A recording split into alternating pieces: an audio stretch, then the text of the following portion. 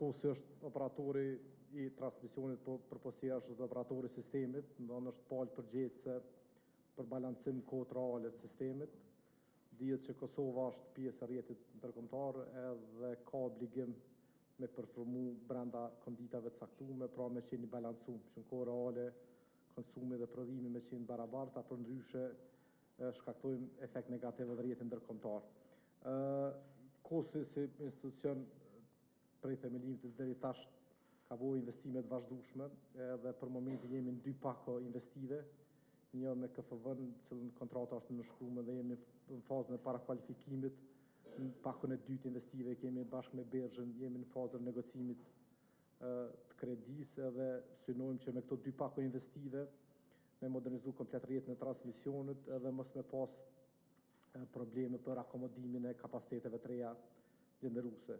Çka shumë e rëndësishme u theksu është që shihet një tendencë Kosovë që niveli i angazhimit, çka për neve si transmision e bën kogja të vështirë operimin për shkak se mbi 1 gigawatt kemi projekte që janë të lokalizuar vetëm në atë zonë, ndërsa në zona tjera për shkak të mungesës të rregullativës, aspekti mjedisor edhe aspekti i ndërtimit nuk ka mujt me mërri zhvillimit, çka ka bërë që komplet kërkesat aktuale që i kemi me i pas në atë rajon, që është paka shumë nuk e përcjell as rrjetin e transmisionit, as konsumin, as kërkesën. Synohet që edhe pse kemi me pas projekte të mëdha, me pas shpërndarje gjeografike, mos të qenë gjitha me një lokacion, për momentin kost e menaxhon procesin e kyçjes në rrjet mbi bazën first come first served, do të thonë pala e parë që vjen e gatshme me kushte ndërtimore merr marrëveshjen e kyçjes, që është llogaritë si forma më transparente. Paralelisht, nëse mujë me elaboru komplet procesin, na jemi të punu edhe deri në fund vitit mas larti për shkak se ka procedurat prokurimit që nuk po varen këtë prej neve. Synojmë që në website-in tonë me pas një hartë interaktive ku gjitha palët e interesit mundet me shëtit në për hartë edhe me pa në gjitha pikë linja apo në stacion sa është kapaciteti as per today. Harta këme është zotim joni që harta njëherë mujtë ka më bo update, edhe çdo investitor potencial apo çdo zhvillues apo çdo hulumtues në kohë reale mundet me pa sa është sistemi ngarkuar edhe ku ka hapësirë për kyçje për projekte të reja. Kjo po mendoj që e kren atë hallkën e fundit të transparencës, edhe pse kushdo që ka punu me koste din që procesi është 100% transparent, më thonë fillimisht vjen edhe me informatën e kyçjes, që nuk është për neve nuk është binding për shkak se për me ardhe marrëveshje të kyçjes duhesh me shku në institucionin përkatësi marr kushte ndërtimore, po në momentin që i marr kushte ndërtimore kthehesh në kost e merr marrëveshjen e kyçjes edhe janë rregull. Komplet procesi synojmë me digitalizu, që edhe palët me pa në kohë reale ku është statusi i landës vet, edhe mendoj që ka aspekti i nivelit transmisionit nuk ka me qenë temë, edhe pse edhe sot për ata që punojnë, po jem prapë sinqert nuk është temë, komplet stafi i kostit, përfshi menaxhmentit janë shumë transparent edhe të hapur me taku edhe me i prit gjitha palët e interesit, zyrtarisht edhe me informu ku o procesi, po edhe për publikun e gjerë, synohet që deri në fund vitit ky proces me qenë 100% transparent edhe mos me qenë temë. Pasi veç kemi këto, dhe më thonë, e përmendët edhe të procesi i kyçjes, dhe më thonë, prej investitorëve, ndëgjojmë që ky procesi mundet me qenë i gjatë dhe kompleks. Dhe thonë, çka kosti konkretisht, ndoshta po ndërmerr ose do të ndërmarr që me qenë procesi më i shpejt edhe normalisht më transparent, ashtu qysh edhe përmendët. Po, procesi është i gjatë për me përmbyll komplet ciklin, po procesi me kost përmbyllet mas shumë të mëra 90 ditëve. Do thonë maksimum 90 ditë, pala merr marrëveshjen e kyçjes, po pse proceset vonohen është për shkak se për me ardh pala në kost me marr marrëveshjen e kyçjes duhet me pas kushte ndërtimore. E kushte ndërtimore lidhen me planet zhvillimore komunale dhe harta zonale. Dihet që shumë komuna edhe sot nuk i kanë planet zhvillimore komunale apo harta zonale të aprovume, që e bën vështirë zhvillimin e projekteve.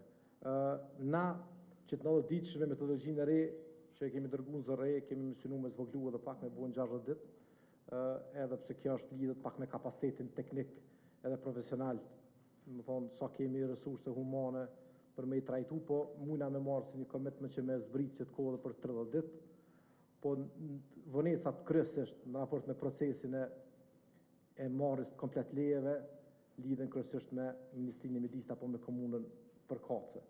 E kjo është, ne në vazhdimisht jemi në kontakt edhe me komunat, edhe insistojmë që kur bëhen planë zhvillimore edhe harta zonale, me na përfshi edhe neve në proces që na po ashtu mi tregu sa ka kapacitete transmetimit në atë zonë. Për shembull ka komuna që ndoshta ka kërkesë 1.2 gigawatt, ndoshta trafoja qendrore është 100 ose 200 megawatt, që është përputhje. Pra planë zhvillimore komunale edhe harta zonale me patjetër do të me përcjellë edhe infrastrukturën. Nuk është për ndryshe, na dojmë me kuptu investimet prej kostit në rritjen e aseteve ose kapacitetit për kthejën tarifë të energjisë elektrike. Do të thonë, për neve është na bëjmë investime për me sigurinë e furnizimit edhe mu përmbush strategjia e energjisë. Strategjia e energjisë e parashon 1.6 gigawatt me më rrit kapacitetet e ripërtitshme. Kjo më bëu edhe 5 gigawatt e 6, po ka me kërku investimet shtesë në rrjet, cilat mandej kanë me atë varfrinë energjetike e prekin për shkak se çdo investime ju shpërndahen proporcionalisht krejt qytetarëve në tarifa. Na jemi të hapur edhe mendoj që historikisht kosti ka qenë një hap përpara institucioneve tjera kur ka qenë puna e strategjisë energjisë dhe masa që do të më marrë që strategjia më implementu, po në anën tjetër do të më kuptu që për të cilin investim që kosti e bën, nuk kupton një efekt në tarifa tek qytetarët, që është mirë me u debatu para se me vendos, me bu transmisionin gatshëm për 10 gigawatt renewable, cilat shihet që në aspektin vendor dhe nuk i kërkesë. E ndoshta kjo sfida kryesore, nuk i kërkesë për shkak se e dim Kosova i ka 2 variacione të mëdha në Kosovë, ditë, natë dhe verë dimër. Kemi 2 fish dallim konsumit ditën me konsumin natën, do të thonë në ora 12 me në ora 9 gati 2 fish, edhe kemi 2 fish diferencë verë dhe dimër. Ndërsa dihet teknologjia sidomos solare konsumin më të madh, prodhimin më të madh ka gjatë verës. Na po mendojmë që elektrifikimi i transportit ka më rrit kërkesën, rritja kërkesës për ftohje, sikur tash që kjo klima, ndoshta ka më rrit konsumin edhe potencialisht industria, qoftë Iran, qoftë data centers, ka më na rrit këtë farë konsumin që mos me pas atë devijim shumë të madh, po me pas një shpërndarje pak më barabart consumit in kohë pak më gjatë. Thank you for the invitation. First of all, I'm also very pleased to be in this distinguished panel, with our two partners, KOS and Kosovo Energy Efficiency Fund, and with Nora we also cooperate. I also had the chance to look at the executive summary of the report, and I really liked it. It's a very important topic for the country and well prepared, and the messages, recommendations presented are really relevant. And I agree with your conclusions. We can elaborate in detail. As EBRD, as you know, we are the most active and the largest international financial institution in the country. We finance around 120, this year could be 200 million euro investments per annum. Most of it, like 70%, are green. And green is in different sectors. Of course, energy, renewable energy is one aspect. Energy efficiency, we've heard about our project with Kosovo Energy Efficiency Fund for buildings. We also have a lot of programs and credit lines to support SME, also green, renewable energy, energy efficiency. There are actually many investments ongoing with the private sector. And obviously with the government, we work a lot to support green transition in terms of project. We are a project-based bank, and we finance projects like wastewater treatment plant, it's environmental, but also green project, and public transport, which is very important, you know, to reduce energy consumption and, you know, electrify. Also railway, for example, it's a very important project because, you know, as you know, railway is a sustainable way of transportation. Now you have trucks, and that's why transport is one of the largest consumers. And by the way, I mean, I start from the big picture and then I will say about problems. The recipe for Kosovo green transition is to electrify economy and basically produce more renewable energy. I think this is well known for Western Europe, and it's inevitable here, as you have a lot of heating from electricity, you have a lot of consumption of electricity, so it makes sense to make it grid more renewable, more green, and get rid of coal, of course, with time, with the transition plan, and make it green transition this way. I'm talking about transport, I'm talking about consumption of buildings. Buildings actually is the largest consumer. If you look at the energy balance of the country, buildings are the largest consumer of energy, not industry, not transport or anything else, it's buildings. So that's why energy efficiency in buildings to reduce energy consumption is very important. E vlerësoj siç ka shumë pozitive dhe gjitha institucionet edhe cilat jemi të adresuar në këtë fushë, të marrim edhe për bazë, të shohim edhe na mundësinë, pak a shumë, jo që s'kan qenë si objektiva të paracaktuara, por kur është edhe një analizë më e freskët, është për hapat më afashkuar shumë efektive. Për ato për fondin, pa ta rast me dëgju dhe para folësit dhe kur dëgju të si pjesë e analizës, u potencu që fondi bën investime në sektorin publik. Është shumë rëndësi ta theksoj se kisha dhe rastin panele diskutimit tjera fondi i Kosovës eficiencë të energjisë, nuk është që investimet i realizon vetëm në sektorin publik, mirë po edhe në atë rezidencial.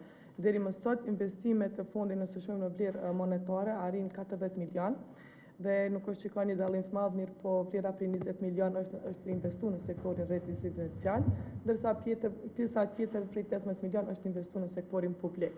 Në sektorin publik janë implementuar masa në eficiencë energjisë në 102 ndërtesa publike.